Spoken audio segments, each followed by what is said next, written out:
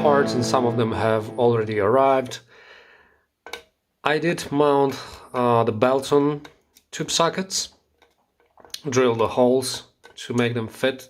I have mounted the strip boards, and wherever there was a ground connection, I have cleared the paint of the chassis, just like you would see here. So I cleared the paint, so I will have a good ground connection for the places where I need that. So I have the strip boards, tube sockets. I have this soldering board.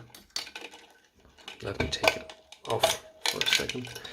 I have this soldering board mounted also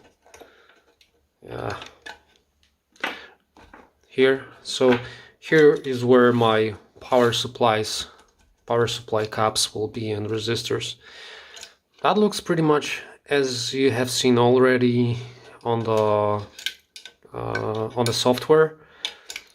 I have made sure that the connections here are much better, so I took them off, I squeezed them and put them back. So for now I'm not soldering them. It looks they are really solidly connected right now. So I have my filament wiring, which is orange. I have my plate leads, which still have the tags. I have the output transformer center tap connection, and this is the screen resistors connection. So all is in place. The next thing I will do is the heater wiring, and once I dress this nicely, I can see how I should go from there. So we will have this V1 stage on this strip board, phase inverter with the elements, the components on these two strip boards. I will have grid resistors. Let me take this off.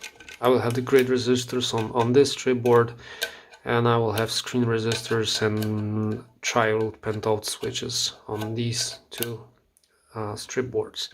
Now I have told you that since I have taken out the PCB board out from here, we end up with quite a space, and what I did is I used this space, a horizontal space, and I elevated these strip boards from the bottom, so I don't have any, risks of arcing coming from the power tubes, and this allows me to use the space in a smarter way.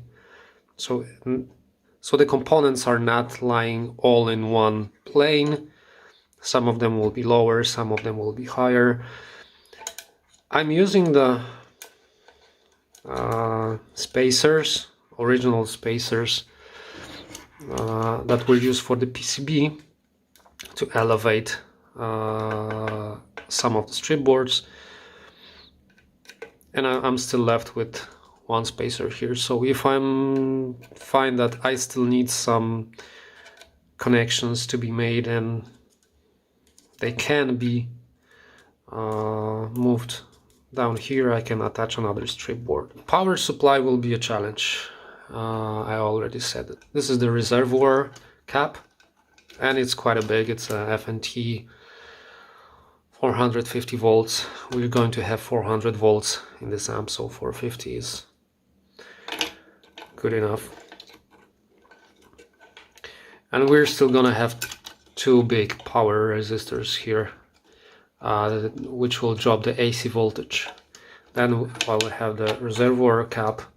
Then I will have another cap on another node going to the screens.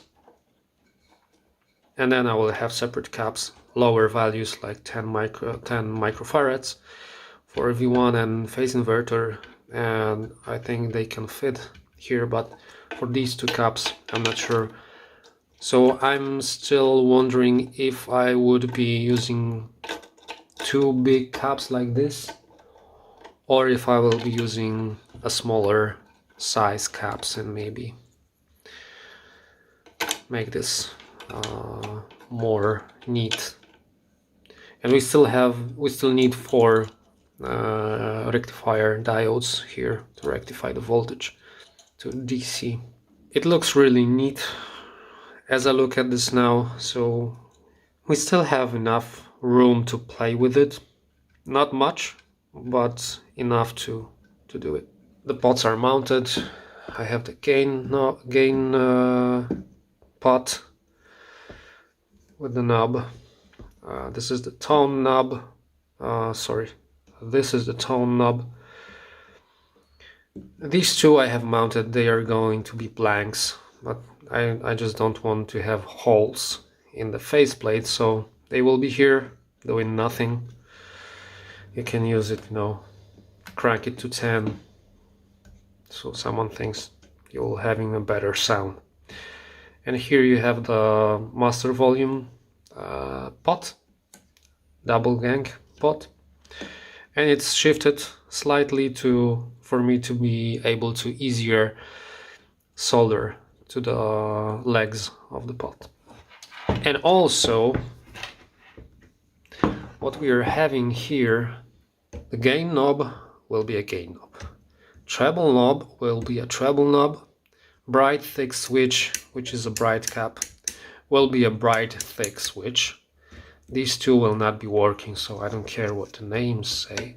And this will be volume. So in the end, we don't need to change anything on this faceplate. And pentode, triode switch and standby, it will still have the same function. So apart from these base and middle knobs, everything else will have the same kind of function in the amp. And this is a really good thing. So I don't need to make this ugly or change the faceplate. It will look as an original Vox Night Train NT15 head looks like when it comes from the store. I don't think you can buy this anymore, so it's not coming from the store, but it will be a sleeper amp. So you can fire it up and everybody will think, well, it's just another bedroom style amp with not a lot of power, not a lot of tone. And once you crank it a little bit, it will give you lots and lots of tone. I'm really starting to get excited about the final outcome of this amp. Let's keep the fingers crossed, nothing steps in the way. That's all for today. I will keep you updated when the remaining components will arrive, and I will be doing a lot of soldering work here.